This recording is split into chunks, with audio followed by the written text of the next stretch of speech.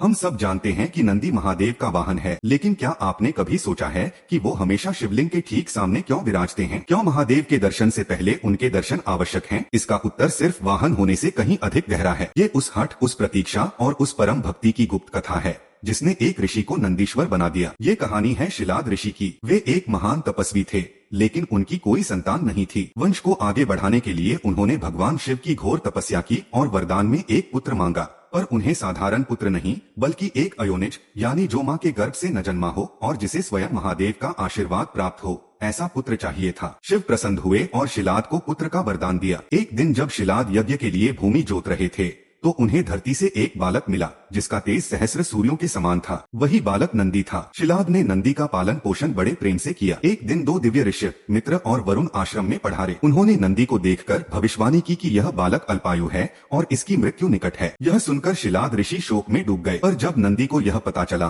तो वे हंसे और बोले, जिसने मुझे जीवन दिया है, मेरी रक्षा भी वही करेगा। इतना कहकर बालक नंदी ने महादेव को प्रसन्न करने के लिए एक ऐसी कठोर तपस्या शुरू कर दी जो देवताओं के लिए भी असंभव थी। उन्होंने अन्न जल त्याग कर एक पैर पर खड़े होकर केवल शिव के नाम का जाप करना शुरू कर दिया। उनकी तपस्या के तेज से तीनों लोग कांप उठे। अंत में भगवान शिव को प्रकट होना ही पड़ा। उन्होंने बालक नंदी से वरदान मांगने को कहा। अब नंदी ने अमृत्यु या कोई सिद्धि नहीं मांगी। उन्होंने कहा, हे प्रभु, मेरी बस एक ही इच्छा है। मैं हर क्षण हर पल बस आपके साथ रहना चाहता हूँ। मैं आपके सानिध्य से एक पल भी दूर नहीं होना चाहता। उनकी इस निस्वार्थ भक्ति और अटूट प्रेम को देखकर महादेव द्रवित हो गए। उन्होंने नंदी को न सिर्फ अमरत्व का वरदान दिया, बल्कि उन्हें बैल का मुख देकर अपने सबसे बड़े गण, अपने सखा और अपने वाहन के रूप में स्वीकार कर लिया। उन्होंने नंदी को वरदान दिया, हे नंदीश्वर, आज से मेरे दर्शन से पहले संसार तुम्हारे दर्शन करेगा। जो भी अपनी मनोकामना तुम्हारे कान में कहेगा, वह प्रार्थना सीधे मुझ तक पहुंचेगी। तुम मेरे और मेरे भक्तों के बीच की सबसे पवित्र कड़ी बनोगे। इसलिए आज भी नंदी सिर्फ एक वाहन नहीं, बल्कि प्रतीक्षा, धैर्य और निस्वार्थ भक्ति के प्रतीक हैं, जो हमें सिखाते हैं कि ईश्वर तक पहुंचने का मार्ग केवल समर्पण से ही मिलता है। महादेव के इस परम भक्त के लिए कमेंट्स में ओम नंदीश्वराय नमः अवश्य लिखें।